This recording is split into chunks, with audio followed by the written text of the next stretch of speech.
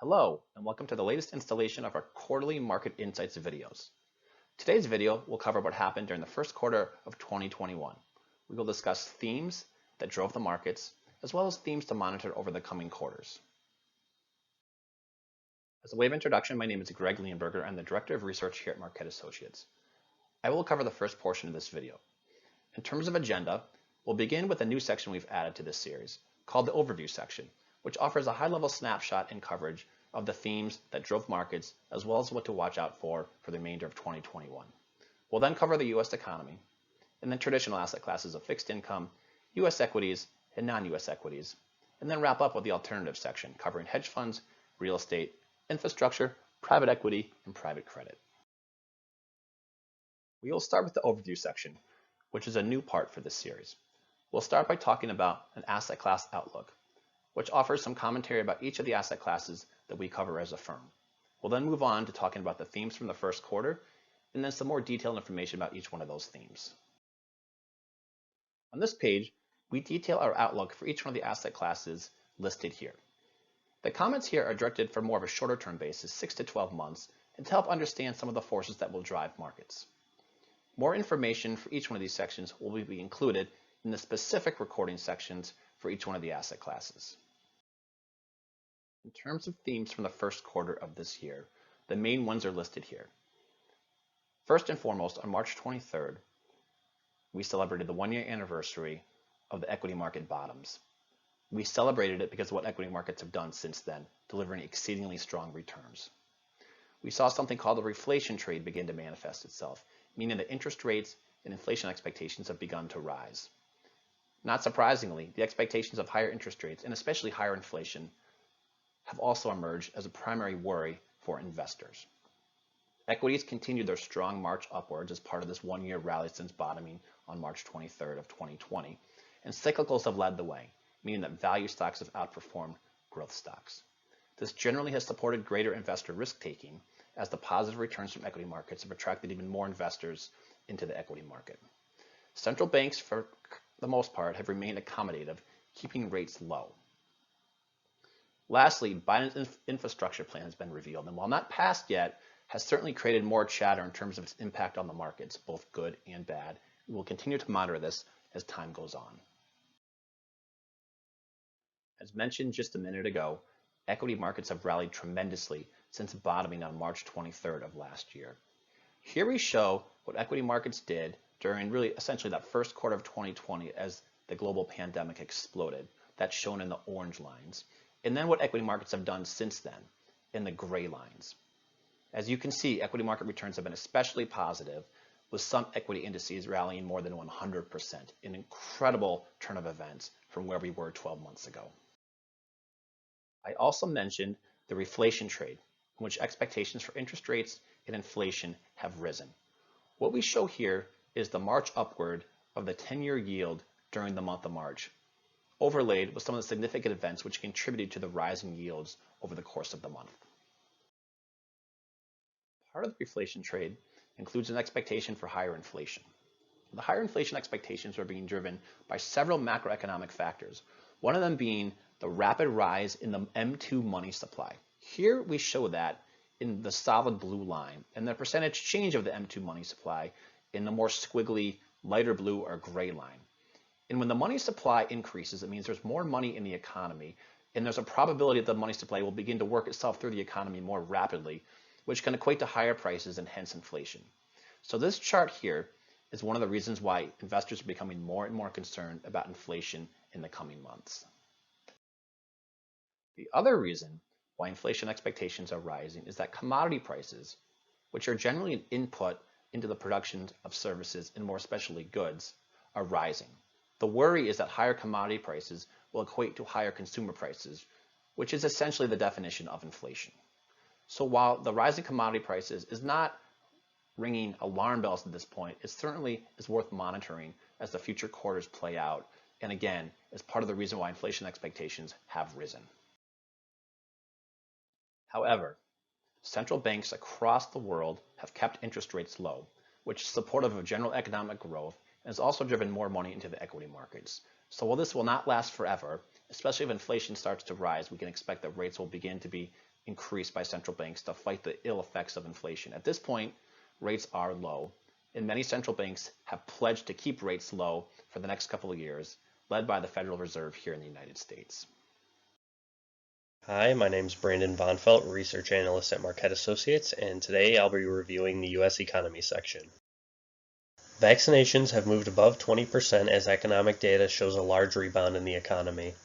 The highest level of personal savings on record should contribute to additional future spending, as sentiment from both individuals and businesses improves, while central banks remain committed to preserving low inflation. Over 1/3 of Americans have received at least one dose of the vaccine, while 22% are fully inoculated. Vaccine distribution is ramping up and becoming more readily available, increasing the probability that businesses will open up and restrictions will be lifted. GDP is expected to be around 6% for Q1 as the economy continues to rebound from the pandemic. The remainder of the year is predicted to post strong, increasing GDP numbers as well. Foreclosures and bankruptcies remain low, largely thanks to stimulus measures. Consumers have been faring well as a result. It remains to be seen whether the stimulus simply postponed the foreclosures and bankruptcies or eliminated them completely. The highest personal savings rate as a percentage of disposable income was recorded, as individuals were uncertain about the pandemic. We have seen that number come down and expect it to spur on the economy as additional capital gets put to work, sparking inflation concerns. However, inflation remains below the Fed's 2% target. Long-term inflation is expected to increase, but remain low as oil producers have additional capacity measures to temper the price of oil in the marketplace. The ISM Services Index moved to a new high as the service industry continues to surge forward. Additional employment opportunities and a subsequent decrease in the unemployment rate should result from the trend. CEOs are also optimistic about the next 6 months, with over half responding that they expect sales, spending, and employment to increase. We will continue to monitor both sentiment and economic indicators to bring you the current health of the economy and our thoughts going forward. Hi, I'm Ben Moore, Managing Partner and Director of Fixed Income at Marquette. I'll be walking us through the fixed income outlook. In the first quarter, both interest rates and inflation expectations rose. The reflation trade gained steam as fully inoculated rates rose along with a commitment to more fiscal and monetary stimulus, resulting in a steepening curve and rising inflation expectations. The 10-year rose from 0.93% to 1.74% in the first quarter. The $1.9 trillion ARPA fiscal stimulus was signed, and the Fed revised its 2021 core PCE inflation projections from 1.8% to 2.2%. The AG fell 3.4% due to technical overselling as high yield returned 0.8% and bank loans 2.0% due to spread compression, and EMD lost 4.5% due to lag vaccine access. There were 5 key themes for the quarter. In the reflation trade, both interest rates and inflation expectations rose as vaccination rates climbed. The expectation is a muted and transitory gradual rise in rates and inflation until the end of the economic recovery. The consensus is that core PCE inflation is expected to reach 2.0 to 2.5% in 2021, encompassing the Fed's 2.2% 2021 core PCE projection, then potentially revert to the Fed's targeted 2.0% post-recovery, with or without rate hikes and tapering. The recent rise in M2 money supply from the fiscal and monetary stimulus is not expected to bring about hyperinflation because much of this incremental money supply is still expected to go towards inflating financial assets rather than real assets. Furthermore, while lockdown-damaged supply chains may inflate prices as businesses reopen and people go back to work, those supply chains are expected to be repaired along with commodity producers and manufacturers adding capacity, thereby raising supply to meet the rebounding demand and ultimately acting as a disinflationary release valve. Regarding tightening spreads, beat-up industries continue to rebound. Businesses are gradually reopening, default rates and distress is declining, and the U.S. consumer is in strong shape. There are signs of greater investor risk-taking. growing signs of frothiness from the Archegos and Greensill blowups, SPAC frenzy, and more margin debt usage. Investors are feeling less of the burn from '08. However, corporate issuers remain cautious. Central banks are remaining accommodative, but starting to contemplate less accommodation. The Fed is committed to zero rates and no tapering until the economy is fully recovered, but the Bank of Canada and Bank of Japan are planning to taper.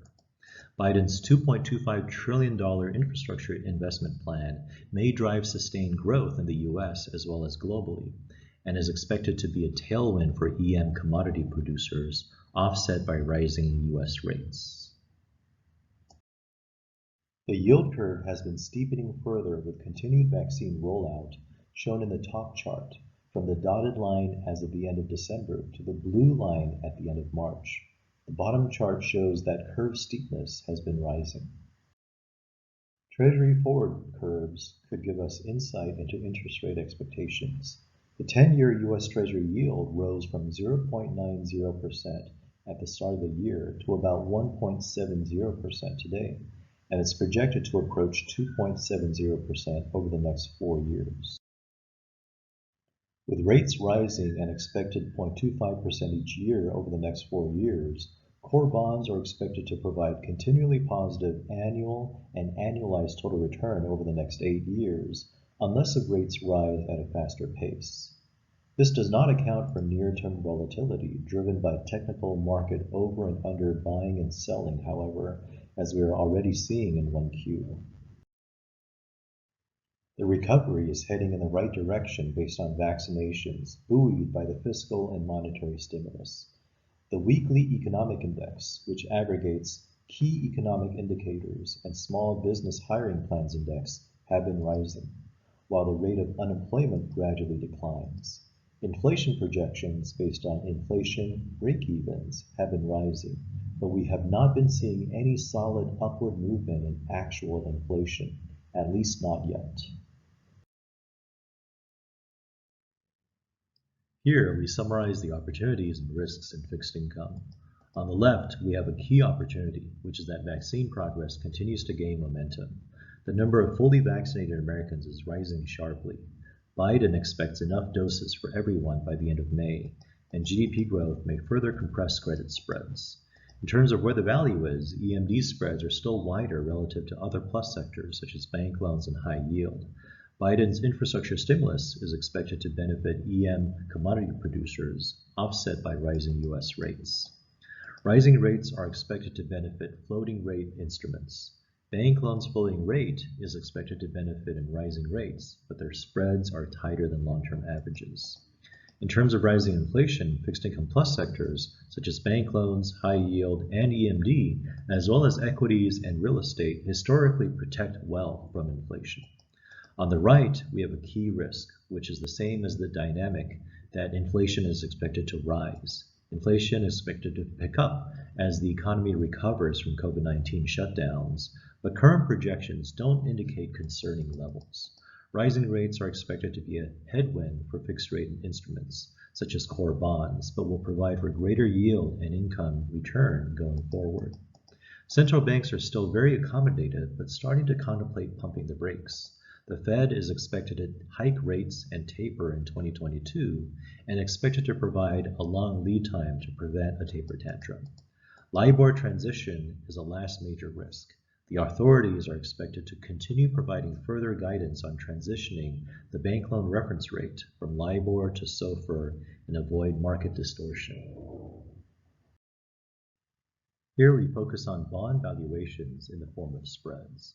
The left chart shows the full range of spreads from the tightest to widest for each of the key bond asset classes, with the right chart showing the full range of yields.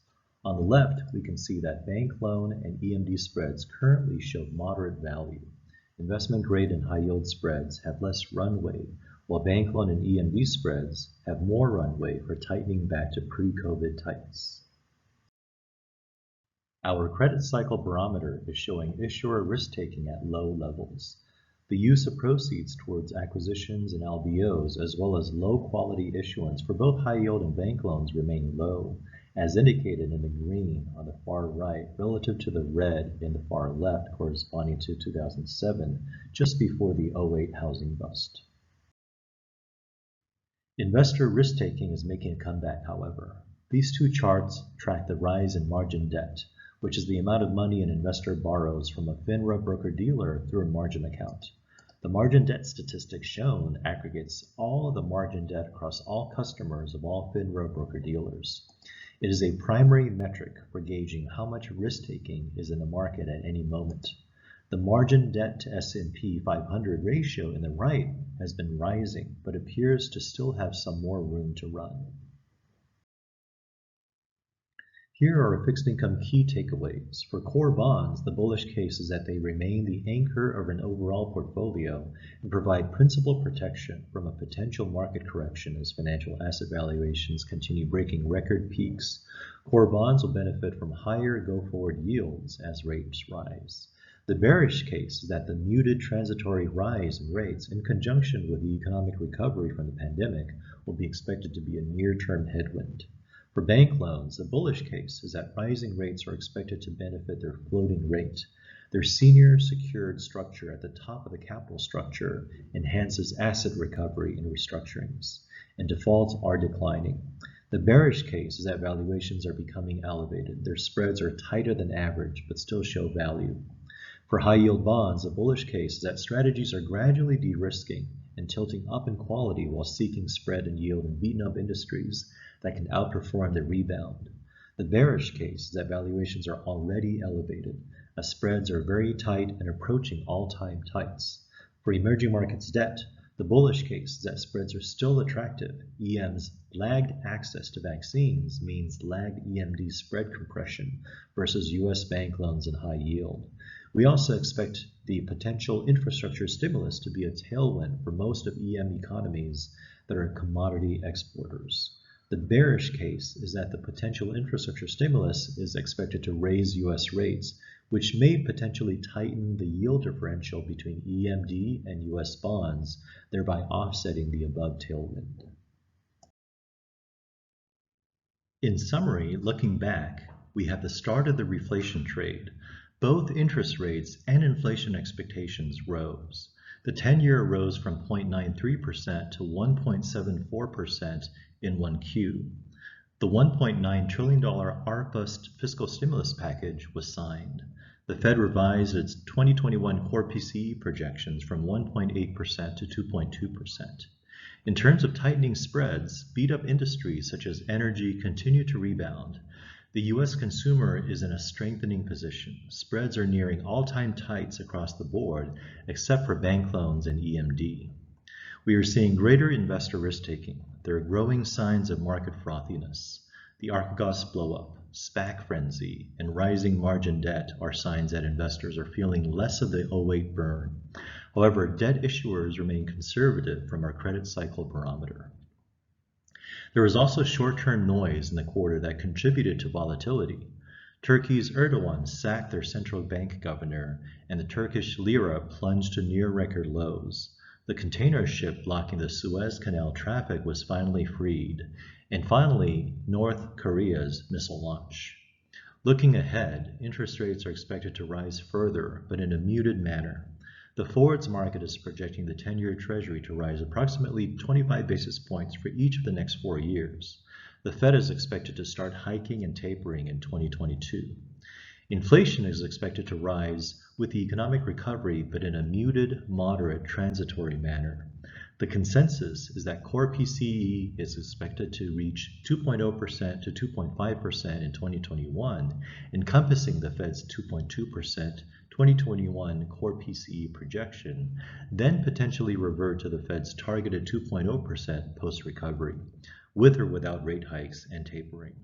The recent rise in M2 money supply from the fiscal and monetary stimulus is not expected to bring about hyperinflation because much of this incremental money supply is still expected to go towards inflating financial assets rather than real assets. Furthermore, while lockdown-damaged supply chains may inflate prices as businesses reopen and people go back to work, those supply chains are expected to be repaired along with commodity producers and manufacturers adding capacity. thereby raising supply to meet the rebounding demand, and ultimately acting as a disinflationary release valve. Spreads are expected to continue to tighten across the board to approach all-time tights throughout the recovery. We expect greater risk-taking until a potential correction at some point in the horizon. Central banks are still dovish, but contemplating less accommodation. The Fed plans no hikes or tapering until full recovery, but the Bank of Canada and Bank of Japan are planning tapering, and other central banks are expected to follow suit. Lastly, Biden's $2.25 trillion infrastructure investment plan may drive sustained growth in the U.S. and globally. It is expected to be a tailwind for EM commodity producers, offset by rising U.S. rates that might narrow the yield differential. Hi, I'm Colleen Flannery, and I will be reviewing U.S. equities. 2021 has brought with it trademark signs of an early-stage bull market for U.S. equities. Specifically following an economic downturn, it is typical to see strong equity returns led by value style and smaller cap securities. For the quarter, the S&P 500 posted a 6.2% return, largely driven by successful vaccine rollouts and economic reopening, which have benefited more cyclical sectors like energy and financials. To that point, value indices outperformed their growth counterparts across the size spectrum, marking a continuation of trends seen at the tail of 2020. Trailing one-year performance across all major indices and styles is historic. Now, over 1 year removed from the COVID-19 induced market trough, U.S. equity indices exhibit trailing one-year returns as of quarter end that have not been seen in nearly 40 years. Looking down the market cap spectrum, economically sensitive small cap companies performed strongly this quarter.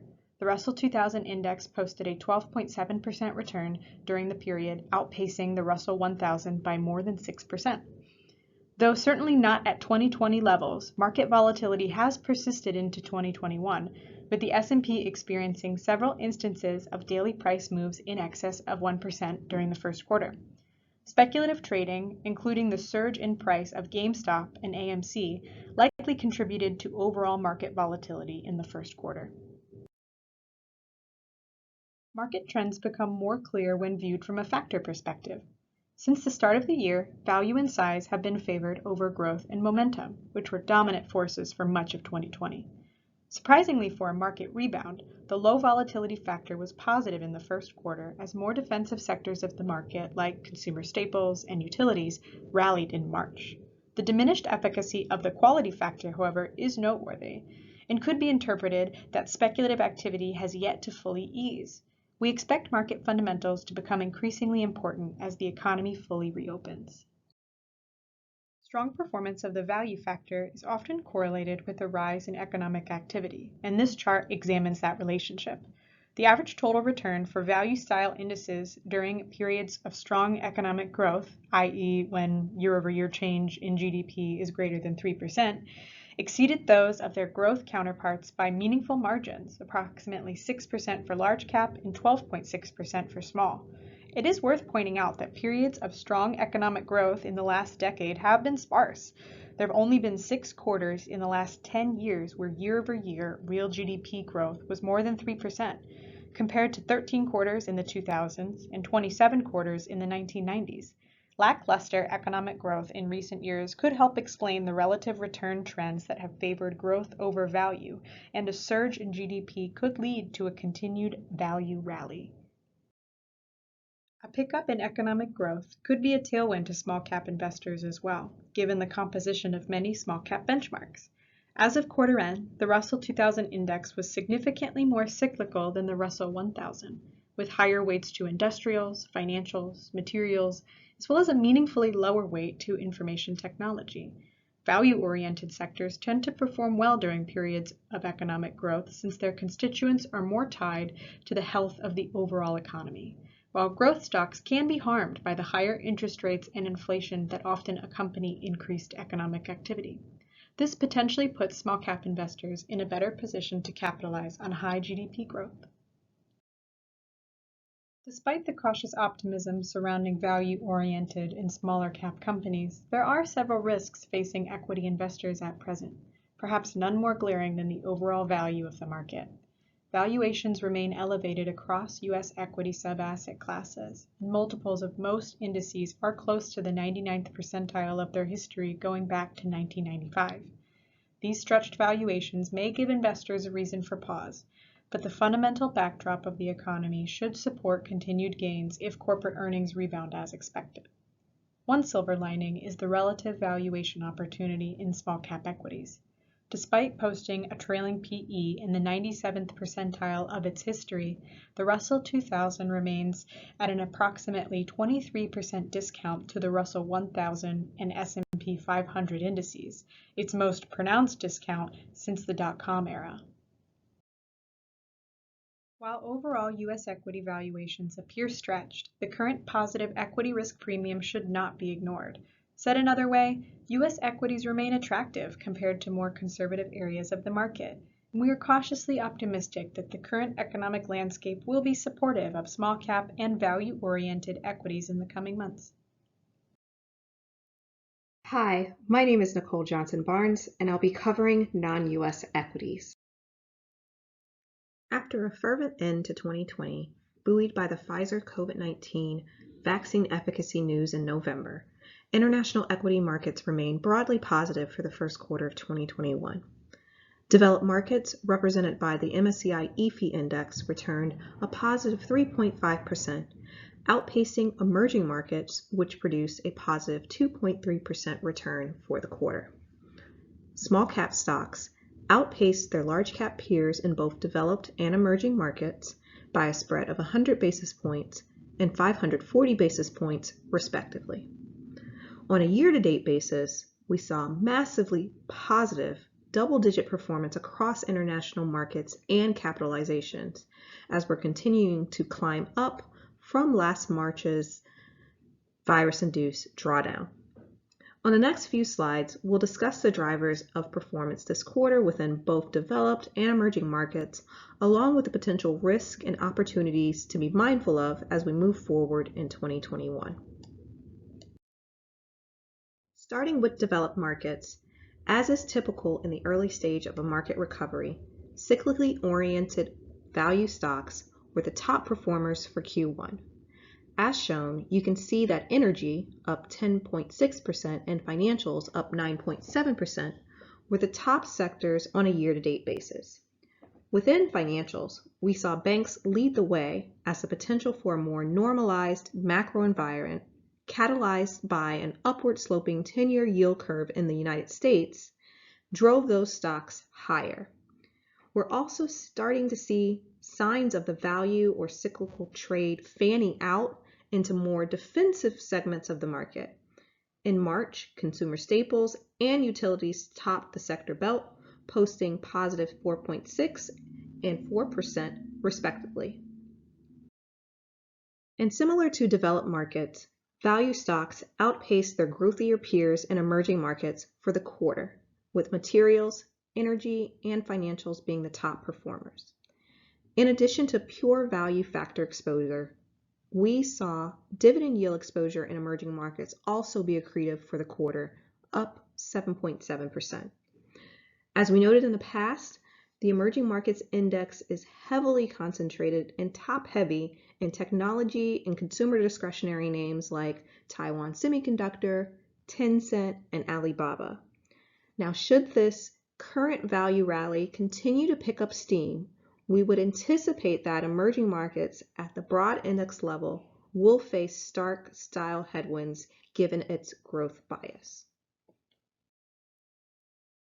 From a valuation standpoint, price and earnings multiples for the broad international indices still remain elevated and at historically high levels. Developed markets appear to be a bit more favorable on a price to book and price to cash flow basis, largely due to having higher exposure to staples, healthcare, and industrials, and lower exposure to technology and communication services relative to the emerging markets index. In closing, with exceptional levels of fiscal stimulus, broadly accommodative central banks, and vaccination progress gaining momentum, we are now starting to see broad improvement in economic data in 2021. The reopening trade has lifted many hard-hit cyclical names and is broadening out into some of the COVID-19 losers of 2020, like companies within the travel and aerospace arena. However, it's important to note that full-scale global economic reopening is not as simple as turning on a light switch. Much of Europe is on a slower pace relative to the United States, as there are still some blocked nations under lockdown due to the third wave of COVID and ongoing concerns over the potential side effects with the AstraZeneca vaccine. There is also the potential for new virus strains, and equally and ethically critical is the rollout of vaccines across emerging markets. We must also be mindful that equity valuations are historically high, which would warrant lower long-term expectations. However, over the near term, we anticipate that the current value rally will continue as reopenings and vaccinations expand broadly, which will bode well for developed international markets. My name is Jessica Noviskis, and I will be covering hedge funds. The first quarter of 2021 was volatile for hedge funds, but the group, as measured by the HFRI and HFRX indices, performed well. Hedge funds were consistently positive each month in the quarter, with event-driven, equity long-short, and merger arbitrage strategies putting up some of the strongest returns in the group. Hedge funds made a lot of headlines this quarter, so you've likely read about some of these themes. January was marked by the Reddit-driven short squeeze. A group of retail traders targeted specific hedge funds with short positions in stocks with high short interest: GameStop, Bed Bath & Beyond, AMC Entertainment, and others. These stocks squeezed higher and did generate meaningful losses for a handful of funds. The bigger issue was the related degrossing that we saw across the space. Hedge funds selling and covering positions to reduce risk, which created a ripple effect and broader losses. Many funds, though, were able to recoup these early losses with strong performance in February. SPACs were another key theme in the first quarter. The vehicle had a record year in 2020, accounting for most of the growth in the U.S. IPO market. And already in 2021, SPAC volumes have exceeded full year 2020 levels. For a number of hedge funds, SPACs have been a key contributor to returns. The next two slides help visualize the impact of the short squeeze in January. Here we're looking at gross and net exposures. You can see both sharply corrected in late January as funds took risk off. Since then, net leverage, in the orange, has rebounded back to 10-year highs, with managers clearly bullish. Gross leverage has not recovered to the same extent, but remains high. Gross, at 198% as of the end of March, is still the 98th percentile since 2010. This chart tracks performance of the top 50 hedge fund long positions and the top 50 hedge fund short positions. You can see in January, the shorts, in the purple, rallied strongly, creating a headwind for long-short performance. The long-short spread partially corrected in February, with longs outpacing shorts, but then widened again in March. It was the long positions that struggled in March. Tech stocks underperformed while more value-oriented and cyclical stocks rallied, a rotation that many hedge funds weren't well positioned for. Despite a volatile first quarter, from here, we see more opportunities than risks for hedge funds. The market expects both inflation and interest rates to rise from here. Historically, equity long-short funds have outperformed other asset classes when this has been the case, with increased market dispersion improving the opportunity set for stock pickers. We also see a more tactical opportunity in merger arbitrage strategies this year, with strong corporate transaction activity expected and merger arb spreads tied to interest rates. On the risk side, to the extent that we see stocks disconnected from fundamentals, as we did in January, or a continued rotation away from growth toward value, hedge funds could struggle. We are also wary of the momentum in SPACs. SPACs started to correct toward the end of the quarter, and if that continues, we could see a key contributor to return for a number of funds drop off. This chart looks at asset class performance in years when the Fed has raised rates. You can see that equity long-short funds, by a modest margin, have outperformed all other asset classes in these years. Going forward, considering the stretched valuations of U.S. equities, shown in the blue, and the impacts of COVID on the real estate market, in the teal, we think hedge funds may be positioned to outperform by an even wider margin. And lastly, as we mentioned, we see a tactical opportunity in merger arb strategies this year. This chart shows the number of M&A deals by month. February of this year, the last month that we have data for, was the strongest month in the history of the M&A market. It's hard to know how long this momentum can last, but companies in private equity sitting on a mountain of cash, the valuable equity that can be put to use, and the need to grow and transform business models in a post-COVID world have us bullish in the near term. My name is Will Dupree, Senior Real Assets Research Analyst for Marquette Associates, and this is the Q1 Real Estate Report. At the time of this recording, official Q1 2021 Odyssey numbers have not been reported. In the fourth quarter of 2020, the Odyssey generated a gross total return of 1.3%, with 0.9% generated from income and 0.4% generated by appreciation. For the year, the index generated a total return just below 1.3%, with 3.9% generated by income and negative 2.6% generated by appreciation. Although the industrial sector was a strong performer, office and apartment properties were mainly flat, and retail properties were a significant detractor. This caused the index to generate returns significantly below its 10-year average. On a 1, 3, 5, and 10-year basis, the Odyssey has generated gross total returns of just below 1.3%, 4.9%, 6.2%, and 9.9% respectively. There are several key themes that define the current opportunity set and risks of the broader real estate market. In terms of current opportunities, industrial, apartment, and alternative sectors continue to not only perform well, but also show future signs of growth. Industrial properties continue to rally in 2021 on the backdrop of e-commerce penetration, while apartments in select markets continue to appreciate per millennial migration and flight to quality rotation. And alternative sectors such as cold storage and data centers have continued to see pandemic-driven tailwinds. Many of the fundamental factors for these properties, such as the current level of subdued supply growth, suggest this favorable performance should continue in coming quarters.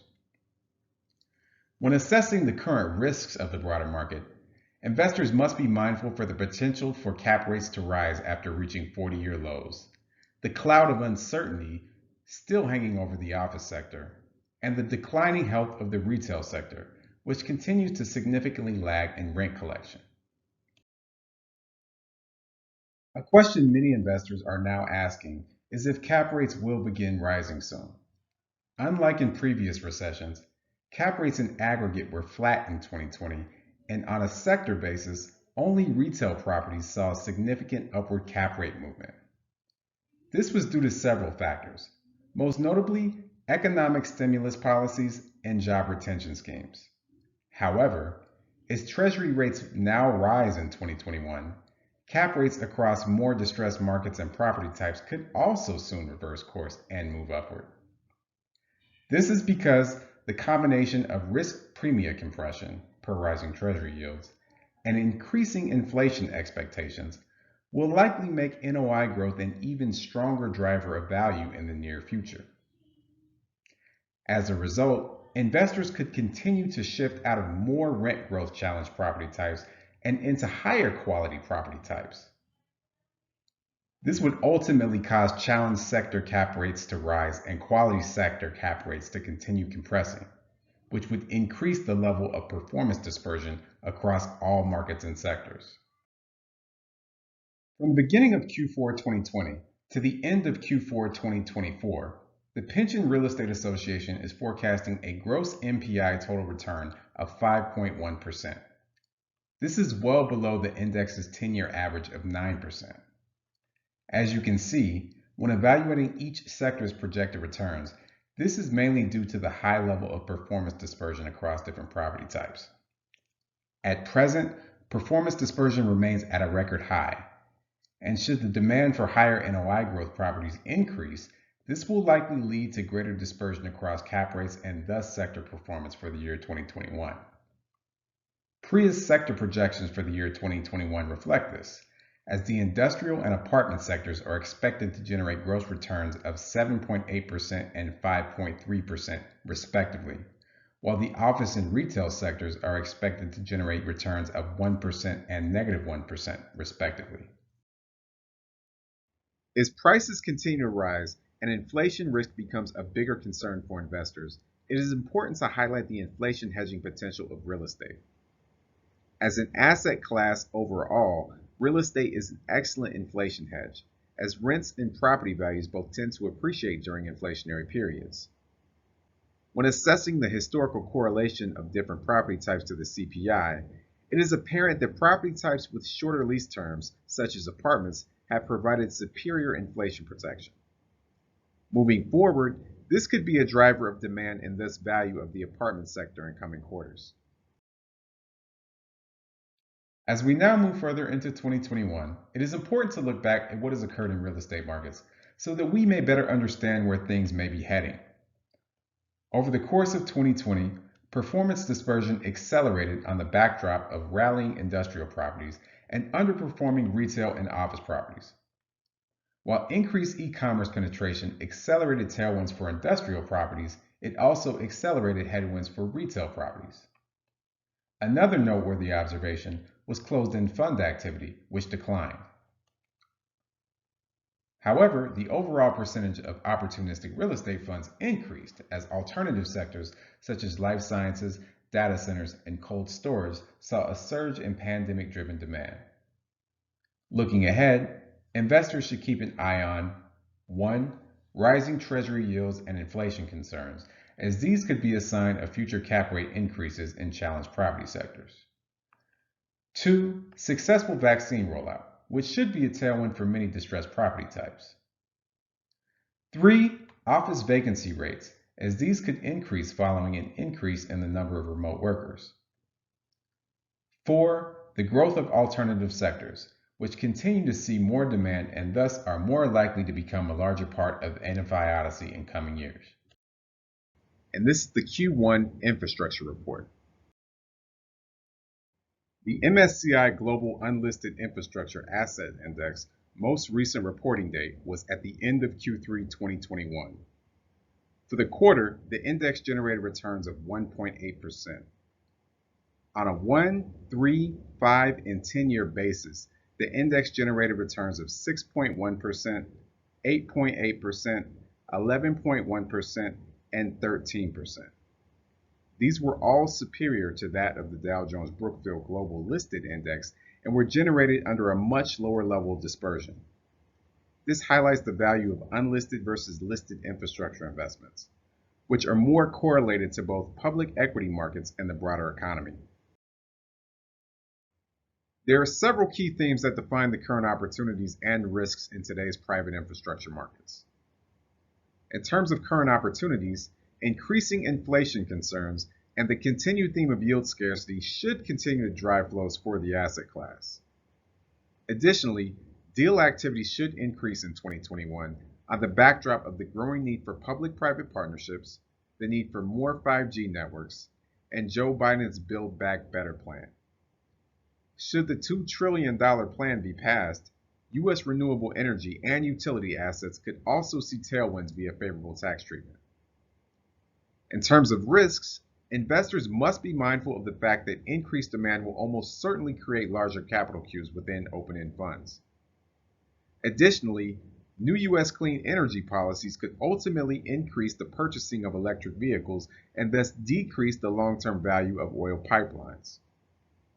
Lastly, in a post-COVID world, assets such as airports could see reduced travel activity and declines in non-contractual revenue.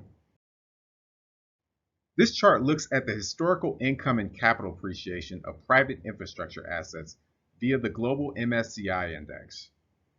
As the chart indicates, the asset class has now successfully weathered two periods of significant economic downturn, the post-GFC and the early onset of COVID-19 in 2020. As the chart also indicates, this is mainly due to its durable yield component, which is a product of many contracted revenue streams and the usage of assets that are at all times essential to society, such as toll roads. As stated earlier, the combination of yield scarcity, growing inflation concerns, and more proven downside protection will likely lead to an increase in investor demand. This chart highlights historical private infrastructure fundraising activity. which declined in 2020 similarly to other types of private capital investments. However, what is also important to highlight is that the vast majority of capital was raised by mega funds. This may imply that the market is now placing a premium on scale. Should this trend continue in 2021, it will most likely result in subsequent increases in the size of deals, as larger mega funds will now be seeking to deploy larger amounts of dry powder. This chart highlights the significant need for infrastructure investments globally. As of today, the world's population is expected to grow on an average of 1% per annum by 2030.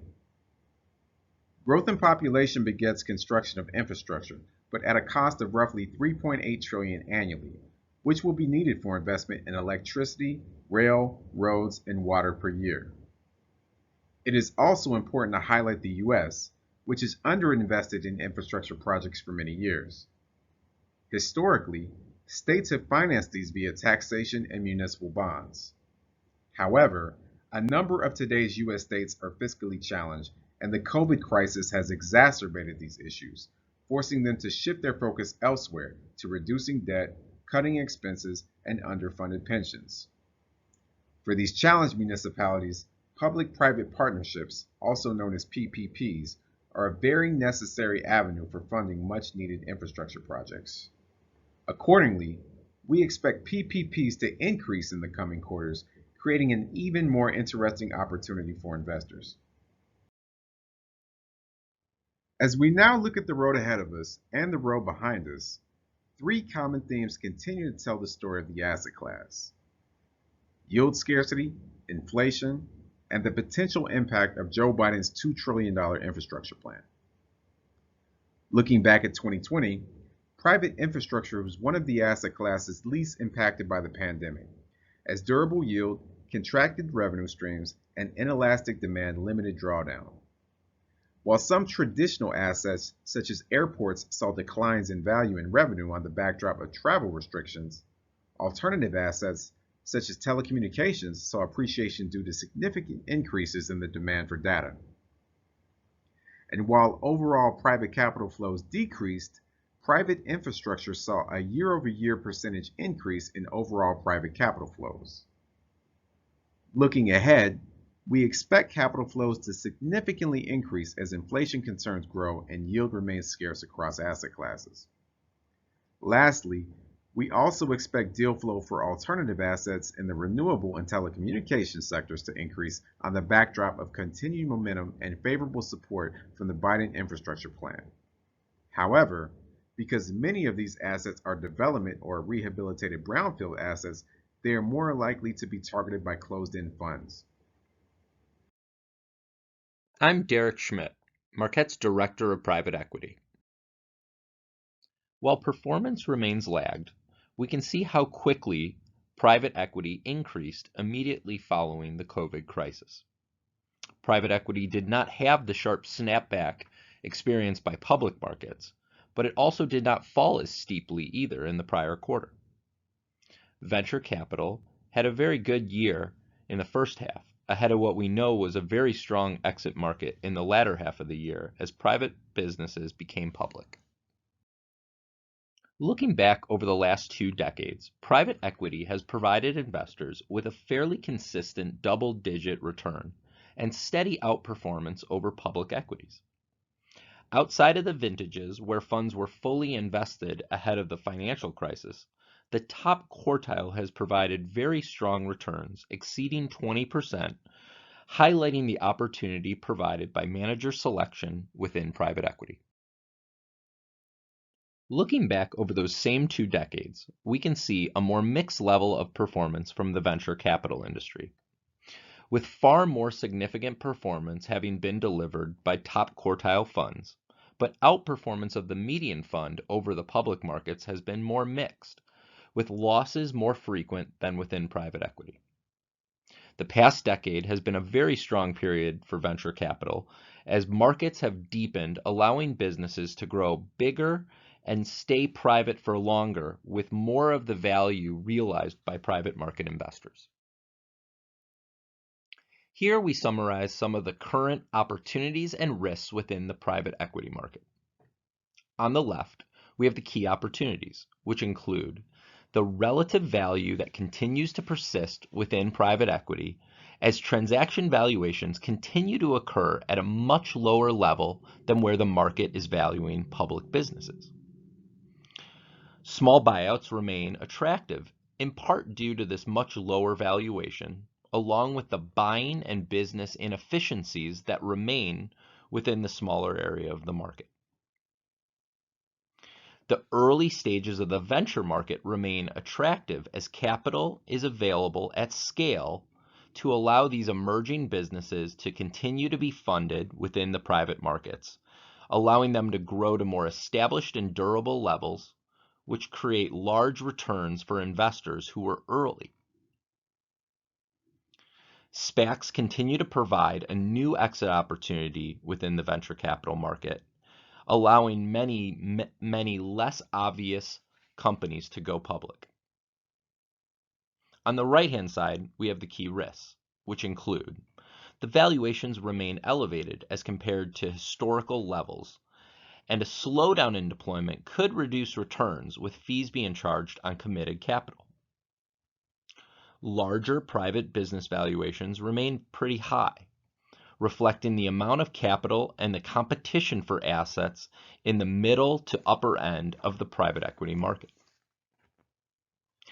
Headline risks are likely to persist, particularly following the election. However, there has been a resistance to change anything in an effort to not hurt small businesses or reduce a growth area of our economy. 2020 U.S. private equity fundraising slowed significantly from the record amounts of capital raised in 2019, due mostly to COVID, driving a large dip in the number of funds that were ultimately raised. However, looking at previous years, 2020 still experienced a relatively good fundraising year, which has been supported by the strong investor demand for private equity. New and emerging managers found 2020 to be a particularly difficult period to fundraise.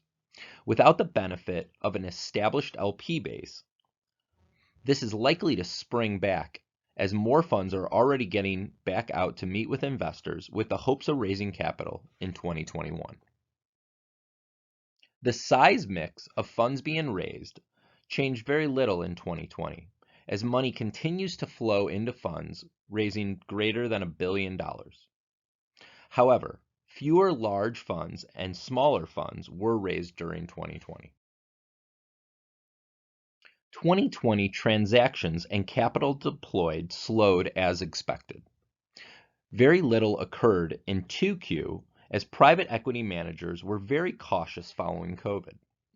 However, volumes began to rebound in the second half of the year, and 2021 appears to be positioned to be an active year with the sourcing and due diligence that was completed in 2020. The large disconnect between public and private market valuations remains, reflecting a 55% discount at which private market transactions are occurring as compared to public market valuations. We have strong conviction that the most attractive area of the private equity market remains within small funds, as they are focused on taking advantage of the persistent inefficiencies within small companies. In summary, looking back, private equity fundraising slowed from the elevated 2019 levels, with fewer managers raising capital. However, the venture capital market experienced a record fundraising year as many established managers were able to raise capital, and larger later stage venture funds were raised following the significant exit values generated in 2019 and 2020. The valuation disconnect between public and private markets continues, with the Russell 3000 trading at 20.8 times EV to EBITDA as compared to the average middle market transaction occurring at 9.3 times EV to EBITDA. Looking ahead, private equity fundraising and deployment activity is likely to re-accelerate in 2021. With an increasing amount of capital being raised by large funds, competition for assets is significant, providing a structural opportunity and demand that should benefit investing at the smaller end of the market, with multiple expansions still available upon exit.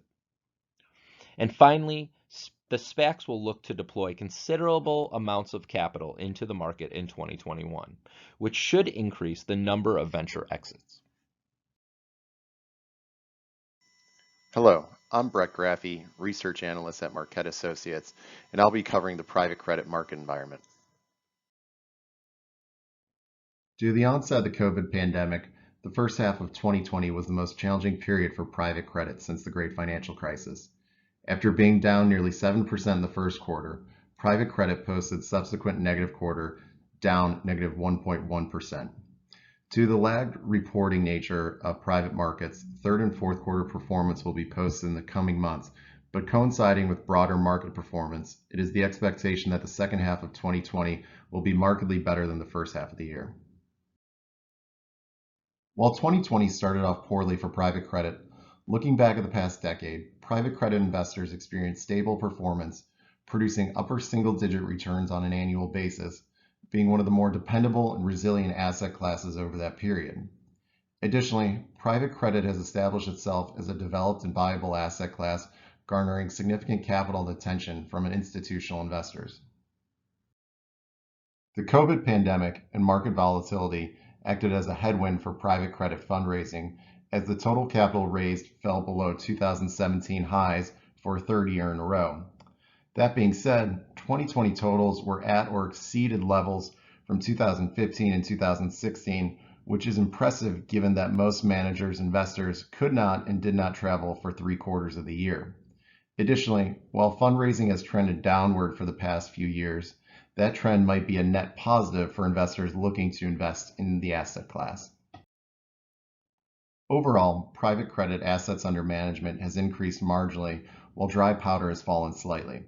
As noted in an earlier slide, due to the decrease in fundraising, residual cash held by managers waiting to be invested in new opportunities is at its lowest level since 2011, in which lies the opportunity for many investors. Private credit capital remains in high demand from counterparties such as private equity sponsors and individual companies, as these borrowers look to finance new acquisitions or finance existing debt at lower rates, providing private credit managers with increased deal flow and attractive investment opportunities. Persistent through the COVID pandemic, private credit is still providing investors with yield and structure premiums relative to traditional fixed income. Currently, high-yield bonds are yielding approximately 4%, while the Barclays Agg is yielding right around 1.5%. Investors have to go all the way down on the rating scale to CCC rated bonds to find comparable yields of private credit, which are currently yielding 6.2%. Furthermore, CCC rated bonds are not only lower in quality to most private credit, but they are also subordinate in the debt capital structure to private credit loans. For private credit, 2021 has started much better than 2020, as many of the trends that were propelling the asset class prior to the COVID pandemic have either remained or have been amplified over the past year. Additionally, due to the volatility and the challenges, 2020 will mark an important period and year for which managers will be compared to one another. The opportunity for private credit has been bolstered as opportunities to finance new M&A are likely to increase as the COVID risks wane. And the current market environment is a target-rich environment for private credit as new opportunities arise from sponsors and companies looking for tailored financing solutions and the ability to refinance existing debt in a low interest rate environment. That being said, we continue to favor managers who have strong sourcing networks, deep and experienced teams, and have exhibited discipline in their underwriting and are well positioned for this current market environment. We'd like to thank you for joining us today to watch the latest installation of our quarterly Market Insight video series. We hope it was a good use of your time and it helped illustrate not only what happened during the first quarter of 2021, but what to watch for the coming quarters as well. If you have any questions of the material presented today, there are several ways in which to have those questions answered. If you're one of our clients, please feel free to ask your consultant for more information. Alternatively, you can send us an email. For specific inquiries, please use the first email address listed on this page, research5@marquetteassociates.com. For more general inquiries, please use the second email listed here, marquettemarketing@marquetteassociates.com. In terms of next steps, first and foremost, please let us know any feedback. These are here for you, our clients, our listeners. We welcome your input so we can improve these as we go forward. Subscribe to our channel for quarterly market insights videos. You can also register for any research email alerts by visiting our website. The address is listed here on the page. Again, we'd like to thank you for spending some time with us today. We hope this was a good use of your time. We'll see you on the next version of this series.